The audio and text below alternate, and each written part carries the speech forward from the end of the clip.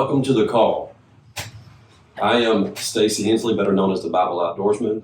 My co-host is Dr. Scott Whittle, and we are so grateful that you have joined us today for this introduction, introduction to our podcast, The Call. And it is just a call to men, men everywhere to be men.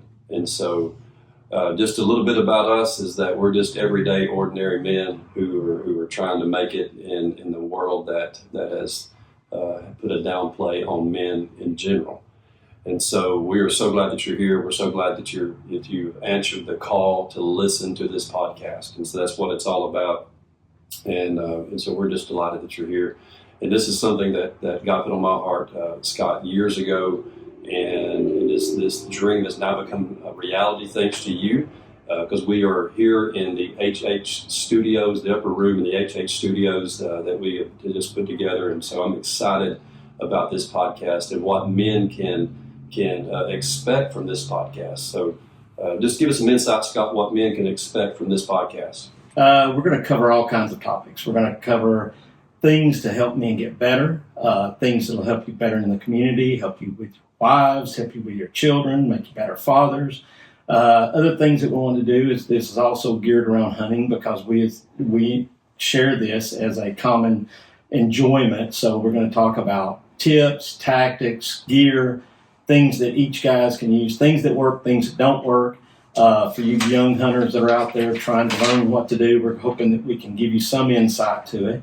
And every week, my goal is to leave you blessed and highly favored. That's what I want to do. Yeah, and that's our passion. Our passion is the outdoors, and our passion is helping men become better men, and in every walk of life. Spiritually, emotionally, physically, mentally. We want to give you something each week that will keep you coming back to the call on your life. We believe that every man has a call to be a better husband, to be a better father, to just be a better person, a better, in this community. And so that is our goal for this podcast, is to help each of you men, and even young men. We're going to have all ages on here. We're excited about, we've already got an extensive list of professionals and just everyday men that's going to come in and share their stories in the outdoors and even in the professional world. And so we're excited about this podcast and how it's all lining up to God's plan. And so, Scott and I will be here each week, and so you can tune in. And here's all we ask you to do is like and subscribe. If you would go find us on all of our facets. We're on every social media as far as TikTok, Instagram, Facebook. We have a YouTube channel that you can find. It's The Call. And all we ask you to do each week is like and subscribe to The Call. And so that's what we're going to do. That's what it's going to be about, Scott. I'm excited. I hope you're excited. And just to share our stories and to share our life. We don't claim to be perfect by any means. We are just real people who's lived real life and with some real practical answers for everyday life. And so, Scott, anything else you want to add? I think you've just about covered it. We hope to see you next week on The Call. That's right. Tune into The Call. And so, may God bless you.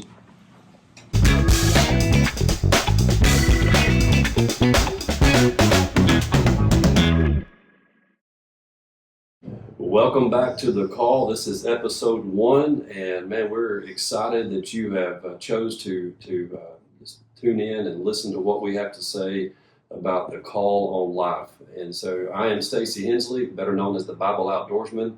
My co-host and dear friend is Dr. Scott Whittle, and we are, as we explore these vital things in life, this episode is going to be all about duck season, our past duck season, and what we experienced and what we went through and what we learned, and some of our failures, some of the stories that we shared this past duck season. We're just coming out. It's February here in Georgia, and we just came out of duck season, and we're headed into turkey season.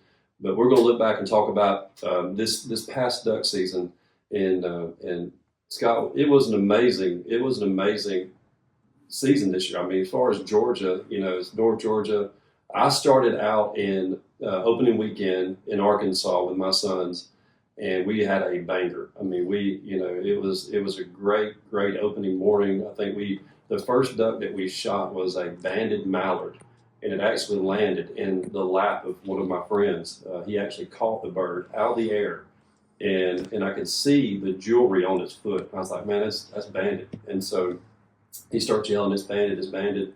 I think we ended up killing 78 in that hole that morning, just mallards only. And so it was an amazing first morning hunt. And so, but that next day we went out and I think we killed 48 more in a different hole. And it turned really, really warm the next day. And so I've hunted Arkansas enough to know that it's no good when it's warm. And so I told my boys, as I'm packing up, I'm leaving, I'm headed back to the house. They stayed, and I think they killed 4 ducks that Monday, and that was it. And I was like, I'm so glad that I just decided to drive home.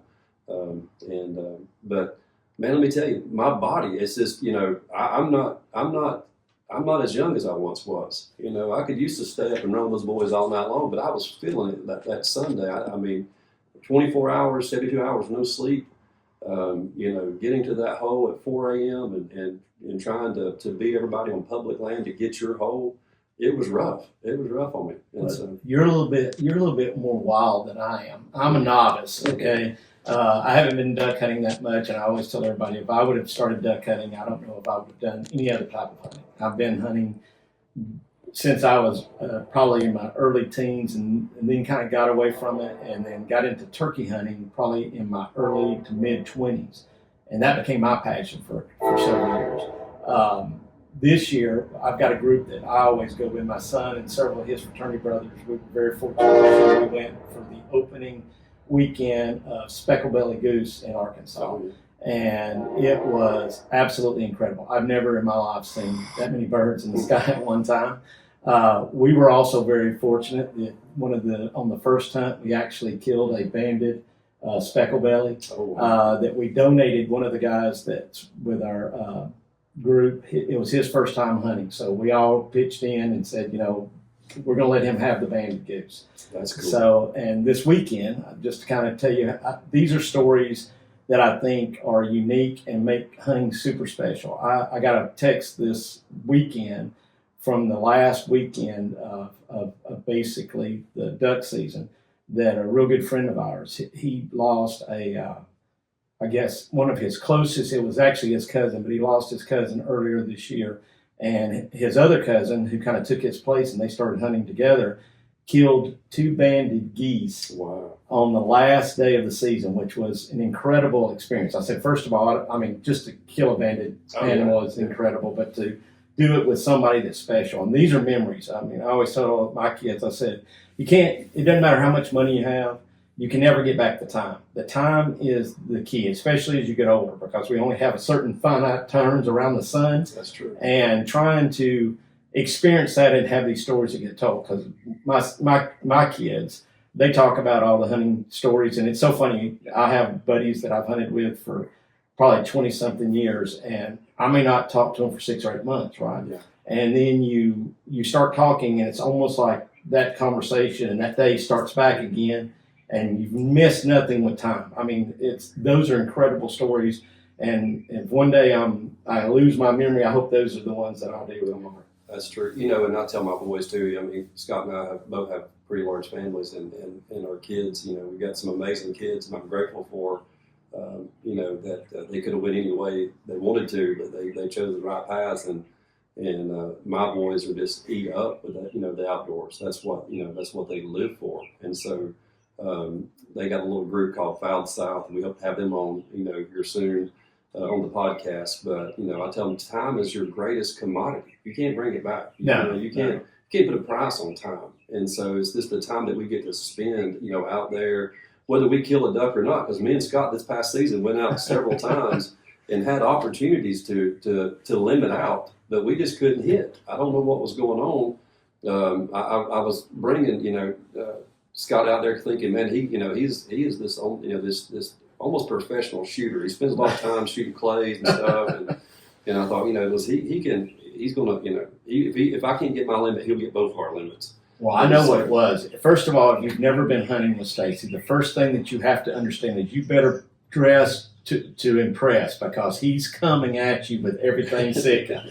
I'm just telling you that right now. And I always tell the story. So Stacy picks me up in the boat. He's dressed from head to toe in this Sitka, and out pops the Walmart gloves. Yeah. And I said, I can't get in this boat with you with these Walmart gloves. What kind of deal is this, man? I said, you're dressed from head to toe, but you got these welfare-looking gloves on, man. You got to get some different things for your thing. But we've had an incredible adventure. First of all, things that we did good, things that we didn't do good, but things that we did. And I'll tell the story, because next to the last day that we went, Stacy, we always try to open up with a prayer, and Stacy's praying, he's praying to God, and he said, let's let it rain. And I laughed, because what he didn't realize is he did pray for rain. He just wasn't the rain that he was asking for. It was a rain of ducks like I have never seen in my life in Georgia.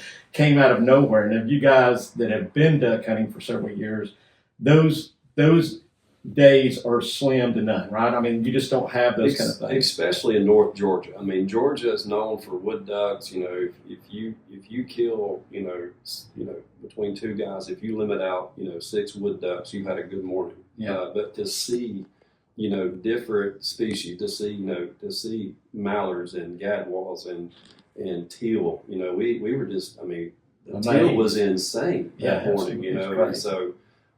But for those who've never been, it's so addicting. It really is. I mean, it is a drug that just, it's addicting. You just want to get out there and like I said, there's times where we go out there and we don't even harvest a single bird, but it's just hanging out. It's just being men, doing men things. It's that call that we've all answered, and we're that's what this whole podcast is about, is answering the call, to be men. And, we fall down and we've had, we laugh at each other. I mean, I say you're not a duck hunter unless you fall in the water at least once. Oh, I've done that. And so, I got to witness that. But, and it's just going out there with a bunch of buddies and chewing the fat, 4 a.m. I mean, it's early. You're waiting for the sun to come up. You see creation wake up, and it's amazing just to see God and His glory and His creation. And then to be able to share that with your dear friends, just to be able to hang out and make those stories and laugh at each other. And that's what it's really all about, is the call, and the Bible tells us that, Jesus said, everyone who has ears, let him hear. He's calling us all, whether you believe it or not, whether you're out there, you're agnostic, atheist, whatever, God's calling all of us. And so He's calling us to be, followers of Him first of all, but to be, good husbands. You can't be a good husband without God. You can't be a good father without God. As far as really loving your wife and loving your children like they should be, and that, I've learned that through the outdoors and just, hanging out with men who poured into me over the years, and I'm grateful for all those men, and and so we do have a fun time, and getting back to that opening weekend, those bands. For those who are not in the hunting world, Scott, and I know that shooting a band duck is almost, it's, you'll go your whole life and may never see one. So if you actually get to be in a group of guys that shoot one, that's like killing a 200 class, deer. Oh, yeah. I mean, it's like, it's like killing a buck. And so I like how you guys did that as far as giving it to the guy that had, been on his first hunt. Our situation didn't go that same way. We were hunting with a group of people who were sponsored by a certain company, that waterfowl company, and we had a little social media girl in there that was pretty popular, and I'm not going to say who she was, but I think she ended up with a band, even though the 4 guys on my end shot the duck, and we know we did. She ended up with a band, which I'm okay with that too. Like I said, I'd like to see one of the boys on my end get it. I wouldn't care about myself, but I'd like to see one of them got it. But just to be able to shoot a banded mallard or banded anything is really cool. And so, yeah. Well, I think that's another thing that you and I discussed offline, is talking about when people go to hunt, right? Some people say, why do you get up and go do that? Is it just to kill an animal? No, it's not to kill an animal. There's so many times that I have gone out that I don't see anything. Like you said, it's for me, it's almost a decompression time. It's a time for me to get myself together. Sometimes I pray, sometimes I just think, Sometimes I sleep. Yeah. But I think it's one of those things that everybody has an outlet, and that outlet for me has become hunting over the years, right? That you need that. The one thing that I say is that becomes valuable less. It's not just the experience of experiencing it with your family. And I joke about my son being around him and his guys. They are some of the most ruthless personality. If you heard them outside of that, you would think, man, these guys are cruel, right? Yeah. But guys, that's a code that guys have amongst themselves. We give each other such a hard time, and people don't really understand the code of conduct. And I always try to tell moms that are raising small kids, right? Yeah. In the man world, there is what I call the pecking order, meaning that guys learn it at very young an age. They learn it going to school. They learn it playing sports. That's good. That when they walk in, that pecking order is established. Once we understand that order, we don't really question it. I mean, maybe by the time you're a teenager, you may do that. Women don't get that, right? they don't understand that. And I said, it's not that it's something bad, but it lets the standard of how things are going. So that guys that are more the dominant alpha male, they tend to have that range, and people don't question that range, but they also respect what that person has to say. And in this day and age, I think that's become a big thing that we used to be able to talk and disagree and still respect one another. That has become not necessarily the norm anymore. People cannot tell you what they truly feel. Therefore, I don't know if they are being honest, right? And I say this with being on social media. Sometimes these social media outlets, do you really know the people that you're talking to? And I think that's why this call is going to be such an important part, is because we're going to try to bring some of that back. When we talk, we want you to be honest with us, things that you like, things that you don't like, but also is to tell you our life lessons. If we could give you any kind of heads up in the game, right? And I always say this, that I was such a hard-headed young man that I don't know if I would have listened to it, but I don't think I would have had the group of mentors that we're trying to be to everybody else. If I'd had that group of men sit down, whether it be on women, whether it would have been on relationships, whether it had been on money or jobs, that I would have had somebody that I could have said, hey, bounce an idea off of. And that was the kind of idea that would have come back. Maybe I would have listened. I think I would have. But I'm hoping that the people that we talk to will gain something from that, that they will be able to take away from it, and maybe that they'll even put out a post or a comment that says, hey guys, what do you think about this? That would help us, then we can help them. And that's great. I think that's exactly what men need. They need that. And I think men are looking for that, and trying to find. I know that, like you said, all the mentors that God placed in my life over the years, they weren't always Christians, but they were good men. I mean, they taught me valuable lessons about work and about ethic and about, being a man. Like, look a man in the eye when you shake his hand, and make sure you grip it hard. When you shake the hand, get a strong grip. And it's just things like that stuck with me over the years, and saying yes sir and no ma'am, and respecting your elders and respecting, the police and respecting the authorities around you. That's something I think's lost in our day and time, and we see that all around us. And so that's what we're hoping to do, is to be that connection to men and young men, to where they can hear the call to being a man, and answering that call. And so each week we hope to be able to pour into men, and with our guests, our distinguished guests, and people that we're going to bring on here, and even young men that we're going to bring on. I'm excited about having from 5 years old to 85, and so we're excited about the call on each man's life, and we believe in you. We believe that men have a call. And so we want to help you with that. And you're never too old to learn.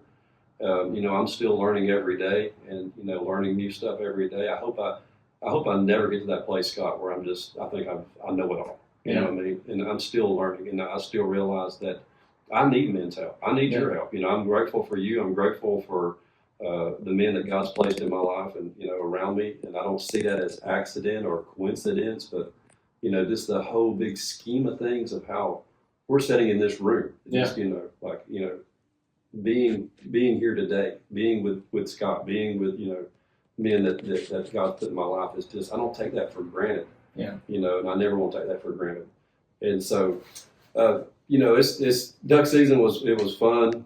And I mean, we've got a ton of stories. Scott's like, hey, we'll be here all day long if we discuss this past duck season, because just he and I alone and what we experienced this year on the river and private lakes that we got to hunt, and just breaking ice, and that crazy ice storm that we had, and getting to hunt in Georgia with its snowfall. That is an incredible, that is a memory of a lifetime that I will probably never see in my lifetime again. But that was an incredible hunt. If I had video, I wished I would have taken some video. Stacy is the videographer. He will take the greatest pictures in the world and make you feel like you're there. So if you ever see any of his stuff that comes out on Facebook Live or anything else, y'all guys look at it, because he does a great job with that. It's all about making those memories. I mean, like you said, Scott, I hope, that when I'm 90 years old or however old I am, I can, remember some of those hunts, remember some of those times that we had, that I can look back on, that I don't want to forget. I don't want to forget this past season. It was a great season. I'm looking forward to next season already, because we have got an arsenal of boats. We have got the floating armada. That's true. I mean, it's going to be insane. We're going to take the river and Arkansas and everywhere else by storm with all these boats that we've got collected now. And so I'm looking forward to that. Looking forward to the future of the call.